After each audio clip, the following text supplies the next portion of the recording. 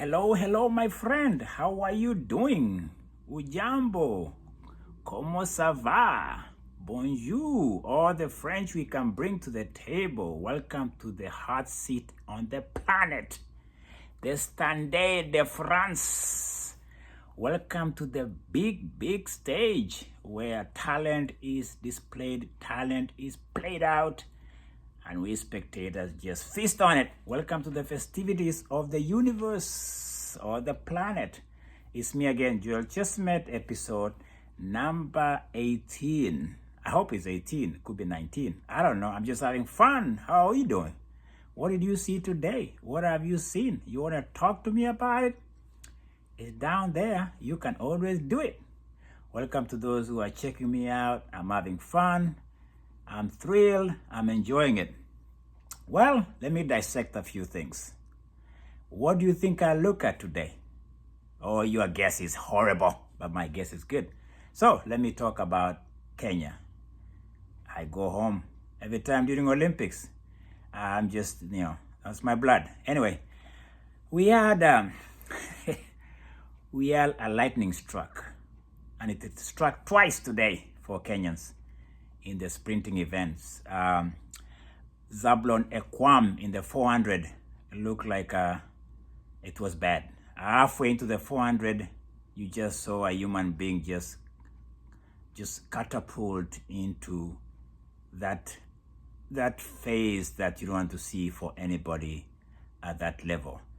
So there you have it. And then you didn't make it. You only made it the 200. It was a scene. I don't know why they had to rewind it. I saw it once. NBC just liked to zoom in and say, oh my gosh. Yes, it was oh my gosh. The guy took off. Zablon Ekwam, 400 meters sprinter from Kenya, just couldn't make it around the curve. It reminds me of 1992 Olympics. Some friends of mine on this channel might remember. I think it was a Brit. I think he pulled a hammy. And when you pull a hammy, my friend, what you saw today happens to all of us. It happened to me. And in 1992, it was 400 meters, an African or a black, if you want to be specific. He pulled a hammy in the back straight.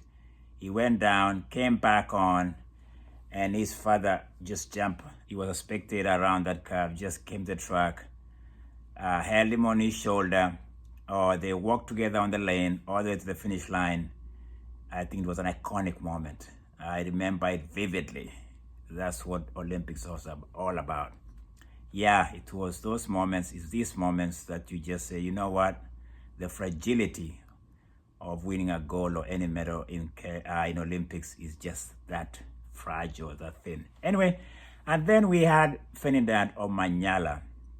I think he had a horrible start in the semis. I've never seen anybody he hasn't done that bad. In the past few weeks, I've been watching Omanyala, the only sprinter we have in 100 meters. He couldn't just get off. He just couldn't get a start, and the field ran away from him. Those are the two casualties we had today in the sprinting world of Kenya. And yes, lightning struck twice today for Kenya. Ouch. So I'll go quickly to my favorite event that unfolded, the 800 meters women's semis. Oh my gosh. Why do they do this to me every time, these women and men? I'm looking forward to men. They haven't done the men yet. Mary Moraa, the tactician, the beautiful tactician, does her thing. But she had to contest with the fact that she was pushed. She was really pushed to win a heat. And she could be the lonely ranger in the 800 women finals. Oh my gosh, my pick was still hard to medal. But I tell you what, it was good to see her make it to the final. So she's the only Kenyan who makes it. Vivian Cherotich or Kiprotich, if I forget her last name. Sorry to say, to bubble around, but Vivian seems to have been hit by the rapporteur route. She ran a personal best of 158, but she became a casualty of the new thing that they do. I think she raced the fast one, then yesterday she had the rapporteur, and I think she qualifies for the semis here. and you could tell it had taken a toll on her. She's not the only one. I'm watching this repertoire thing that has come into the Olympics. The second chance, I call it the redemption route. Anyway, she doesn't make it. Odira Odira, the other Kenyan, doesn't show up at the end. She fades badly. She looks naive. I think it was a big stage. She looks very naive, and I think the big stage just caught up with her. She doesn't make it. Those are the Kenyans that were so far in the semis. Mary Moraa goes through. Duguma from Ethiopia is a legit contender. She was wire to wire. She was wire to wire in a heat, in the second heat, and I have to say this. She ran the Brit, Ricky. That's the Brit. I think she was a hot favorite coming to this. The commentators, I don't know. Everybody's biased. I'm biased. The commentators are biased. Everybody's looking at their country and they are kind of puffing them up. I puff up Kenyans and then they fall short, or anybody else. Anyway, she ran the Brit, Ricky, to no place in the final. In fact, I'll say that was huge. So in the 800, Duguma from Ethiopia looks legit.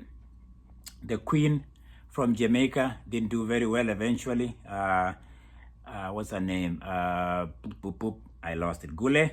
She's been around. I think time is running out for somebody like her. There's Maloney that did very well. VRN. Can anybody tell me what VRN stands for? Which country? I don't remember. I just know VRN. She looks good. She's legit. So I'm looking, things are lining up for 800 final. It's gonna be very exciting. Prudence from South Africa.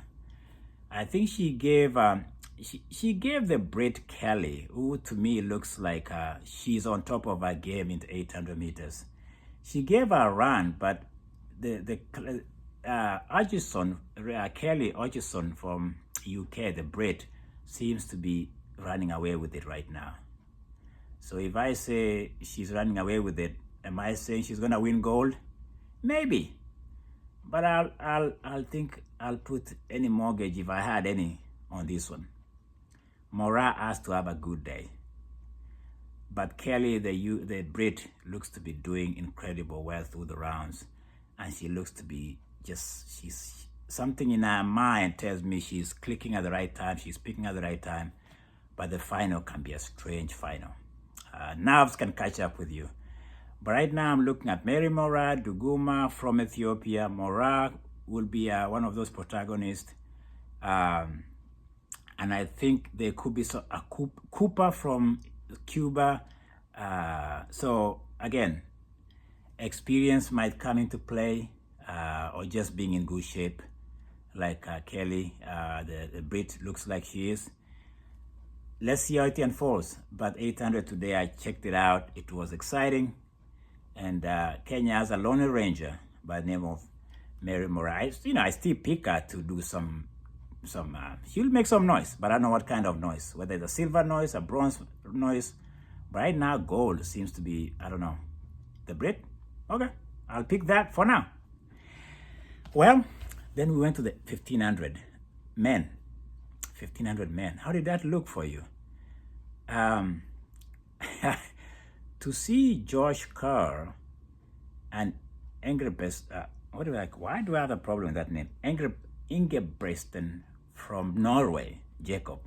To see them in the same heat was strange, but they lined up together, and if you watch carefully, these guys, either they don't like each other or they're playing mind games. It's good for the sport. I think mostly in that middle distance event. They trash talking, but it was a good race to watch. What I call is gonna be a spicy final, my friend. Make sure you have the ticket for the final. Don't tell me you didn't see it. I don't want to hear about it. It's gonna be a very hot 1500 final. Very hot ticket right now. I think it's sold out. It's sold out. 1500 meters for men, sold out for the final. If we have Josh Kerr, we have the other contender. Oh, the Kenyan, Brian Coleman. He seems to sprint himself to the final. I think he came fourth in that heat. Top six were going. They were going through. There's no more redemption here. There's no more redemption, okay? The gates of hell have been shut down. No more going in. So, Inge Preston, Josh Carr, and Yared Nuguse in the second heat, wire-to-wire lead to a win. He looks good. It looks to me very legit. Timothy Cheruiyot, the other Kenyan that makes it. Every gambler knows there's a secret to surviving. Why is he listening to Kenny Rogers to go to the final? I don't get it. I don't get gambling like that. Timothy Cheruiyot, you better show up, man, or your gambling money is gone. He gambled a lot. He had to sprint. I think he got 5th or 4th. He makes the final. If he just wanted to make the final, man, don't do that to me, Timothy Cheruiyot, because that was the highest level of gambling I've seen for somebody of his experience. He makes it to the final, and now we have the package. Like I say, you better get the ticket. Make sure you're drinking something, and make sure you are safe when you watch the final, because it's gonna be what you've just seen in the semis. Like I say, the lineup is hot. It's gonna be a spicy final, and I can't wait. I just can't wait to see that one. Who am I anointing right now? Let me see my crystal ball. I'm looking right now. I'm looking. I'm picking Josh Kerr for gold medal. What do you think? What do you think? The Norwegian, I think he gets a silver. If Nuguse stays on top of his game right now, right here, he gets a bronze. Timothy Cheruiyot, if you have anything that I have not seen, show me. You better show me soon. Don't gamble right like you did in the semis. That's my pick. Josh Kerr, Egerbeston, the Jakob, the Norwegian, Nuguse, bronze. Top 3. Okay? That's what I saw, and I'm going with that right now. I have a few reflections to make before I wrap up my podcast today. You know, there's sometimes you just have to watch and appreciate it. And now that we have gold in an island that gave us a woman by the name of Julian Alfred in the 100 meters, we truly have to say the world is a better place. When somebody from an island of 180,000 human beings, we don't know the other animals could be there too, right? Gets a gold against nations that are predominantly dominated that event. That's why we watch Olympics, right? That national anthem, never heard about it, never known the flag. I got curious when she did it. By the way, can I tell you this? After the semis, she just had to do the final. Really, she had to do the final. After the semis, she had been crowned, according to me. She looked that good, that emphatic, brilliant. Alfred Julian, Saint Lucian. Lucian? I can't even say it. It's an island. I can't swim. All right. Brilliant. Bow down. Salute to those people and that lady. Brilliant gold. One more thing before I wrap up. There's a shift in the sprinting world. There's a shift. There's a movement. There's a resurgence in Africa. And I'm giving them a shout out here. Other than Fenidad Omanyala from Kenya, there's a shift. I'm being very, very bold here. Zambia I saw a 400-meter runner from Zambia. Zomu Konga from Zambia. Look, my goodness me, watch that one. Ndori from Botswana. I'm just mentioning the names. And then we have Simbine, a sprinter from South Africa. Can we say that it's good to see that there's this idea of a shift, the genetic shift, that we are trying to see a new crop of sprinters from other parts of the world, namely Africa. You know, I think that maybe the infrastructure is getting there, which is great. You have people like Tobago in 100 meters who are giving a scare to Americans. And to see that, to me, tells me that the landscape of athletics is changing, and Olympics is telling us that, and I think it's something I recognize, and I give homage where it's due, and I'm just a curious person. I'm watching how things develop. Jamaica and America, they'll be dominant in how many Olympics that we know of.